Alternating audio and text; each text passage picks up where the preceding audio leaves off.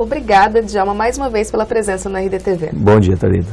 Djalma, segunda vez que o senhor assume a Defensoria Pública do Estado. O que mudou da sua última gestão para agora? Sim, 4 anos passaram, né, desde que eu deixei a Defensoria Pública e a demanda cresceu muito. O Estado, que hoje ele experimenta um crescimento, né, um dinâmico muito grande, então isso faz com que os problemas também aumentem, né, e essas causas batem à nossa porta. E com isso reflete, né, numa necessidade de termos mais estrutura, termos mais defensores públicos. Então, você sente de um ano para o outro esse aumento da demanda. Então, eu diria que da vez que eu fui defensor geral para agora, nós sentimos esse crescimento da demanda. Hoje o orçamento é de 71 milhões de reais, né? Esse valor é suficiente para suprir toda essa demanda, toda essa mudança de demanda que hoje a Defensoria registra? Não, suficiente não é. Até porque hoje a Defensoria Pública ela experimentou um retraimento, né? Então hoje nós estamos com ausentes em mais de 20 comarcas do Estado e nós precisamos nos engajar para retomar o serviço nessas comarcas. Então, com esse orçamento, nós estamos mantendo a estrutura que nós temos hoje. Haja vista que desses 71 milhões, nós temos que observar que uma parte desse orçamento é para custear a Previdência, a maior parte, acho que diria em torno de 90% desse orçamento, é para o pagamento de folha. Então nós temos aí o que sobra em torno de 7 milhões para custear toda a máquina da Defensoria Pública. Qual que é a alternativa que a Defensoria tem buscado então para aumentar esse orçamento? Olha, Thalita, a alternativa é negociar com o governo do Estado. Então isso nós temos feito. Temos levando as nossas demandas, já estive com o governador Silval, ele tem já um raio-x da instituição, sabe os gargalos que nós enfrentamos. Então nós estamos nessa negociação para buscar os aportes necessários para que nós possamos avançar. Até porque hoje nós temos um passivo da ordem de 5 milhões de reais. Então, uma dívida. Exatamente. Uhum. Então, com um orçamento de custeio previsto em torno de 7 milhões e meio, realmente, para manter essa estrutura em funcionamento, então, o esforço e sacrifício tem sido muito grande. Falando da dívida de 5 milhões, deixada pelo seu antecessor, no caso, o Prieto. A questão da demanda mesmo, defensor, são quantos defensores que têm filiados à Defensoria? Hoje nós temos um quadro de 151 defensores públicos. É o suficiente? Não, não é o suficiente porque nós atendemos, em muitos casos, principalmente no interior do Estado, o defensor acumula mais de uma comarca. Então, o ideal seria que nós tivéssemos todo o nosso quadro previsto na nossa lei orgânica de 200 defensores. Nós temos, então, um déficit de 49 defensores públicos. A previsão de se chamar novos defensores, há alguns dias atrás foram chamados, acho que 12, se não me engano. Isso. Tem previsão para, pelo menos, completar esse quadro de 200 defensores? Thalita, eu pretendo este ano, no segundo semestre, chamar pelo menos mais 10 defensores públicos. Qual o nosso objetivo? Fazer com que aquelas defensorias que foram fechadas, então nós possamos levar esse serviço. Então, a nossa meta para 2013 nós, como você disse, chamamos 12 defensores agora em fevereiro e no segundo semestre, chamando mais 10 defensores, isso já vai permitir que nós já possamos reabrir os núcleos que hoje não contam com a Defensoria Pública. O senhor citou a questão da dívida dos 5 milhões deixada pelo ex-defensor Prieto. A gente tem uma pergunta de um internauta, o Pereira de Freitas. Ele gostaria de saber do senhor o que o senhor tem a dizer sobre os escândalos envolvendo a gestão passada. Olha, Pereira, realmente uma situação que se abateu sobre a Defensoria Pública. Nós passamos por um período de crise e hoje eu digo que essa crise institucional que nos vimos no ano passado, a maior parte dela já está superada. Então, eu diria que nosso problema hoje é de ordem financeira. Para a gente avançar, então nós precisamos de aportar mais recursos para a Defensoria. Agora, com relação à crise de imagem, né, isso nós estamos conseguindo virar essa página com o trabalho.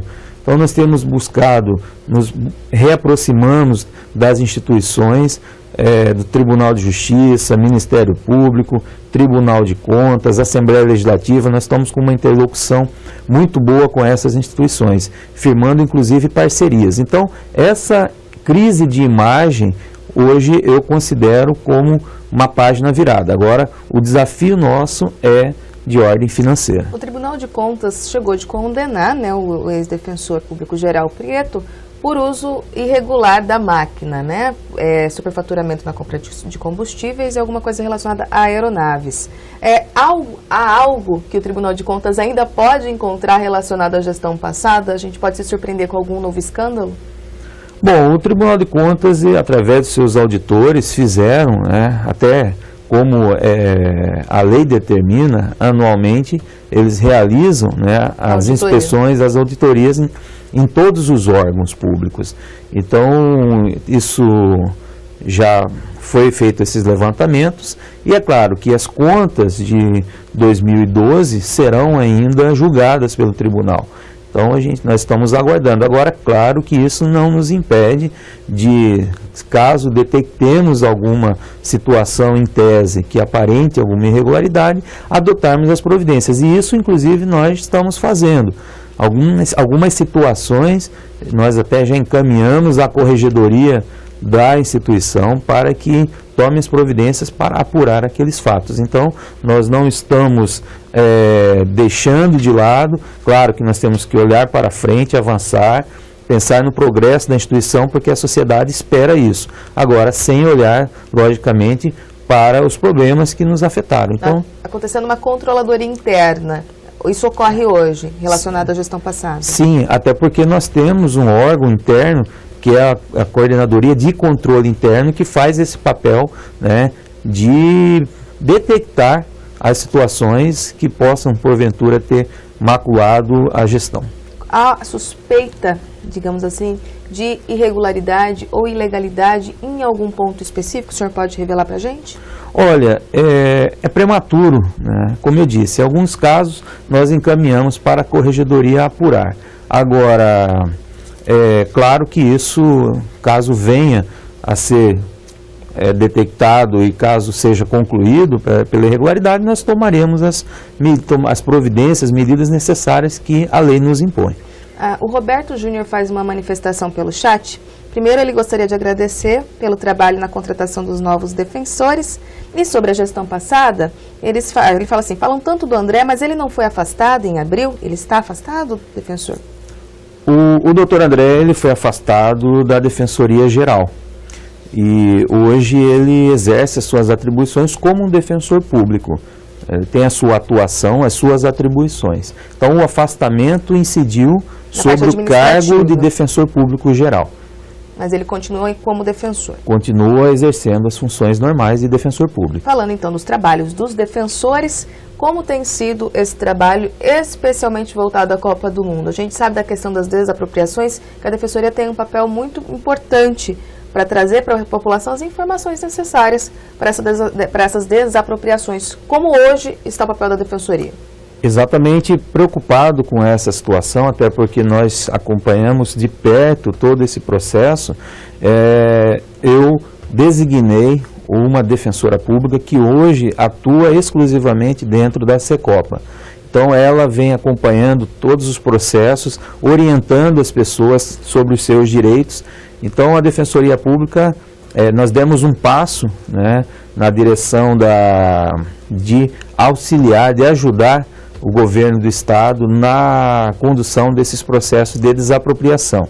Agora, nos próximos dias, eu já irei fazer uma reunião com a nossa equipe para já traçarmos um planejamento visando efetivamente o Mundial, ou seja, de que forma a Defensoria Pública irá auxiliar já durante a execução do campeonato. Então, seja orientando, seja fazendo algumas ações, enfim, algumas medidas exatamente, para que campeonato, né, a Copa do Mundo, seja realizada em Cuiabá realmente com uma excelência, e eu tenho certeza que isso vai acontecer. Antes de a gente ir para o intervalo, defensor, como que fica a questão das pessoas que estão se sentindo lesadas em razão das desapropriações? A Defensoria está aí para defendê-las. Exato. Então, é a Defensora Pública que hoje está atuando lá dentro do prédio da Secopa, inclusive, caso o atingido, né, o desapropriado, tem alguma dúvida, pode procurar, que ela irá orientar. Qual é o nome da doutora? Doutora Kelly. Certo. Né? Ela vai orientar e adotar as medidas, seja para ou rever as indenizações que foram ajuizadas, né? Ou até mesmo para acelerar o levantamento, o recebimento daquelas indenizações. Enfim, ela está ali exclusivamente para atender a população atingida pelas obras da Copa. Tá certo, defensor. A gente vai a um breve intervalo e na volta a gente continua o nosso bate-papo. E você fique com a gente.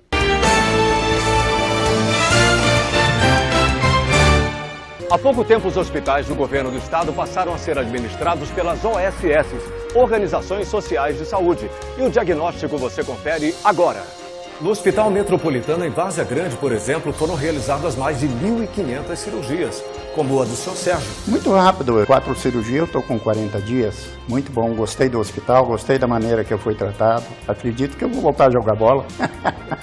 Aqui em Rondonópolis foram feitas mais de 15 mil consultas ambulatoriais. Cuiabá é feita da sua gente. Uma gente cheia de vida, que enxerga longe, respira nossas tradições. Cuiabá é vida. Cuiabá é verde. Cuiabá é Unimed. Viajar é muito bom, principalmente com segurança e conforto. Por isso, o governo do estado acaba de inaugurar quase 60 quilômetros de malha asfáltica, interligando Cuiabá aos distritos de Paraíso de Manso e de Bom Jardim. Além de beneficiar o escoamento de grãos e da pecuária, o turismo ao Lago de Manso e a Nobres ficou fácil de curtir e mais tranquilo na hora de voltar para casa. Governo de Mato Grosso, mais por você. As obras vão indo bem, apesar de ainda causarem alguns transtornos. Mas só de imaginar, quando chegar a Copa, vai ser uma grande festa. E na cozinha, então? Vamos estar preparados para tudo. Na sala, todos concentrados e torcendo muito. Nos quartos, conforto e tecnologia, para atender a públicos diferentes e exigentes.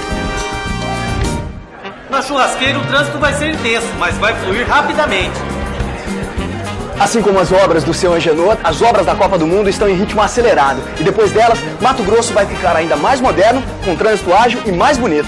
Por isso é importante que tenhamos paciência. Ainda temos trabalho pela frente, mas vai valer a pena. Porque a festa no final é nossa! Mato Grosso se preparando para a Copa do Mundo e para o futuro. Governo de Mato Grosso, na Copa.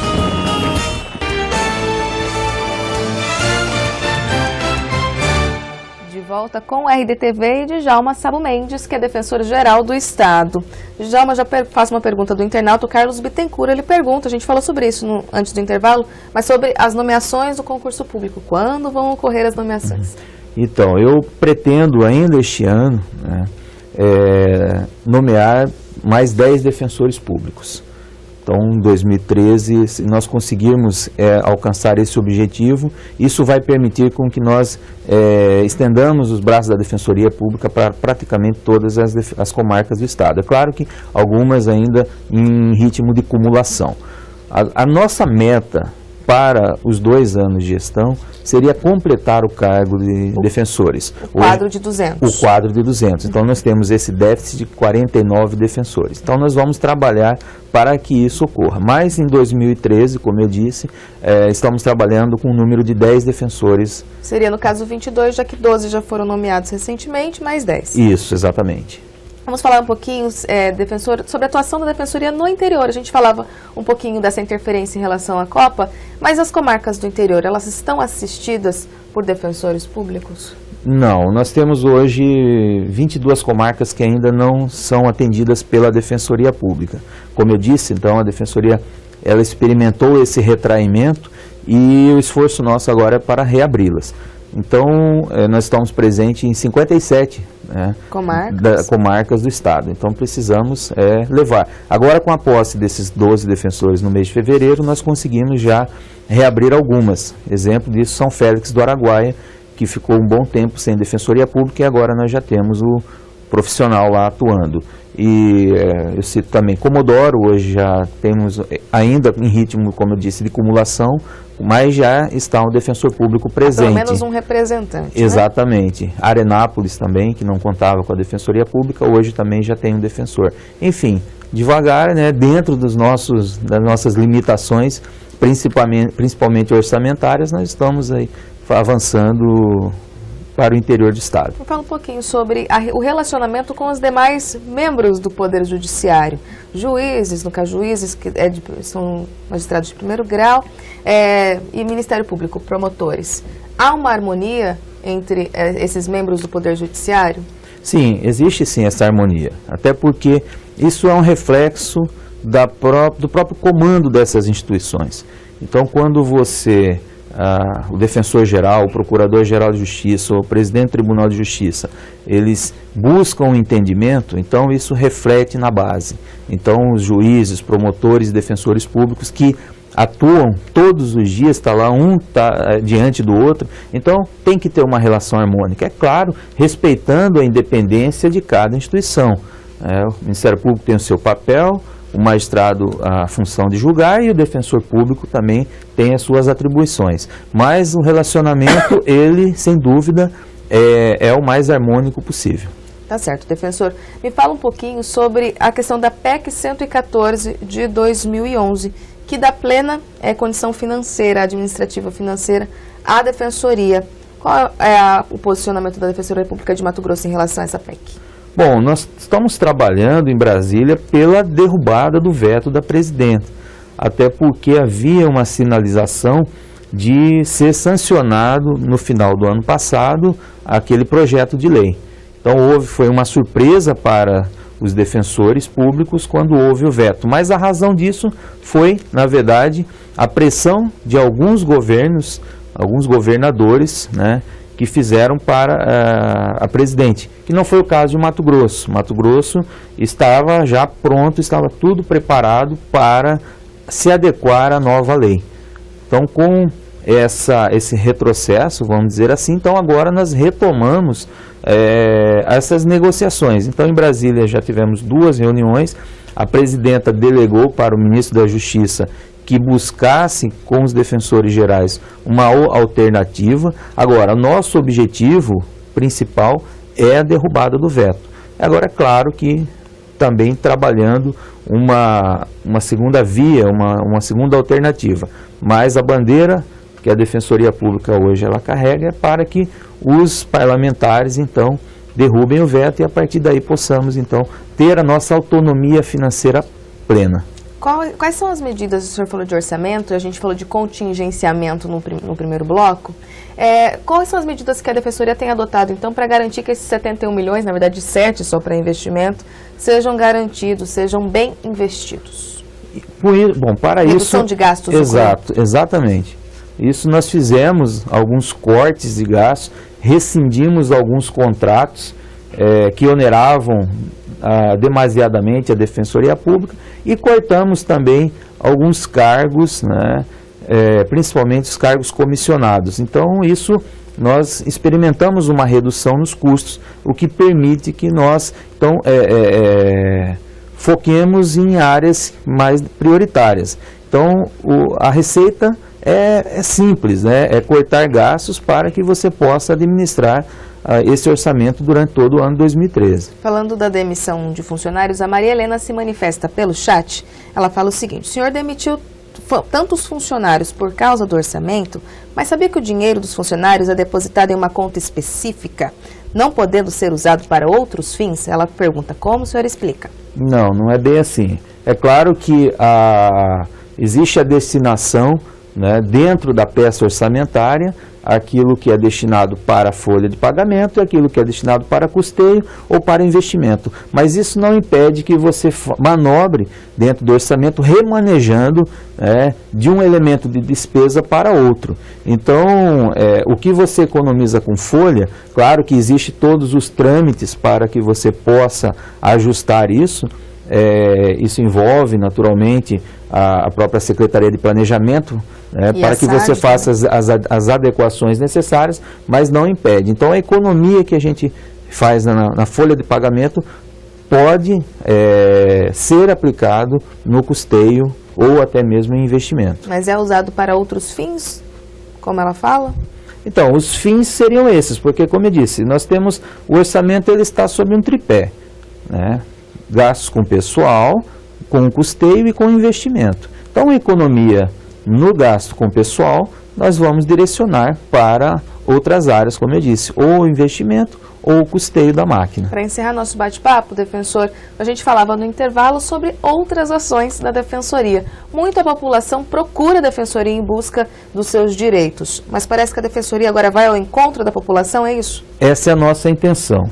Para isso, ontem eu fiz uma reunião com algumas lideranças comunitárias, porque nós sentimos que, apesar da demanda ser crescente, muitas vezes isso acontece que as pessoas não procuram a Defensoria Pública por N razões, ou porque ela tem uma dificuldade de locomoção, ou porque ela não acredita mais no serviço público, ou porque ela perdeu as esperanças de ter sua causa resolvida. Então, o que nós queremos é ir de encontro com essa demanda. Então, para isso, nós vamos criar um grupo de atuação, onde nós iremos, juntamente com essas lideranças que têm um perfil já, o raio-x do seu bairro e sabe os problemas, então nós iremos então de encontro com essas situações. E aí a nossa atuação amplificada para resolver questões, inclusive de naturezas coletivas, seja saneamento básico, iluminação pública, saúde, regularização fundiária, ou seja, então nós vamos estar mais próximos da população. Então esse vai ser uma medida que nós iremos implementar.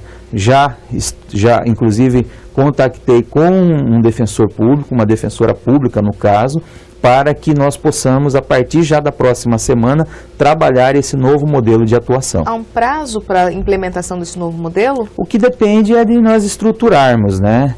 Então vai ser digamos assim, um núcleo de atuação da Defensoria ligado diretamente ao meu gabinete, então nós iremos aparelhar. Então, ontem foi o primeiro passo que nós demos nesse sentido, na próxima semana, então, nós vamos agora reunir, verificar qual a estrutura necessária que nós vamos precisar para isso, mas na próxima semana eu já quero que essa realidade já esteja acontecendo. A gente falou dos defensores, de se chamar novos defensores, e a relação... E a questão relacionada aos direitos, que a gente fala de prerrogativas dos defensores. Há alguma sinalização para melhoria de salário ou dos auxílios, como já acontece no Ministério Público e com magistrados? Isso é um objetivo, uma meta que nós ainda vamos buscar atingir. A Defensoria dos Órgãos de Justiça, ela é a única que ainda não chegou no chamado teto constitucional remuneratório, ou seja, hoje o Judiciário, o Ministério Público, a Procuradoria do Estado já estão no teto, nós estamos perto, mas a nossa meta é atingirmos para estarmos equilibrados com as demais instituições afins, na área do direito. Mas existe já essa, entre aspas, negociação com os defensores e com o governo do Estado para garantir que esse investimento ocorra? Estamos fazendo os estudos necessários, porque isso vai representar impacto, então também nós estamos atentos a essa situação. Então você veja que nós temos várias frentes aí que nós temos que enfrentar. E essa questão remuneratória, sim, é um objetivo, uma meta que nós vamos buscar, como eu disse, até porque falta muito pouco para que nós possamos... Quanto hoje é o salário de um defensor? Olha, um defensor início de carreira está recebendo R$14 mil. E o teto seria de quanto? Hoje o teto constitucional é de R$27 mil. Então é preciso caminhar um pouquinho para garantir esse teto. O quadro ele é escalonado, Sim. Então depende da comarca que se atua. Nós temos uma evolução na carreira de acordo com, ele entra como defensor público substituto e vai galgando os passos. Então, os níveis da Defensoria Pública são defensores substitutos de primeira entrância, defensores de segunda entrância, terceira entrância, especial e o defensor de segunda instância, que é o último grau da carreira. Então, e com isso também escalona a remuneração. Há uma diferença de 10% de um nível para outro. Como acontece na magistratura e também no Ministério Público. Isso, exatamente. Tá certo, defensora. Obrigada pela participação mais uma vez aqui na RedeTV. Eu agradeço e me coloco sempre à disposição.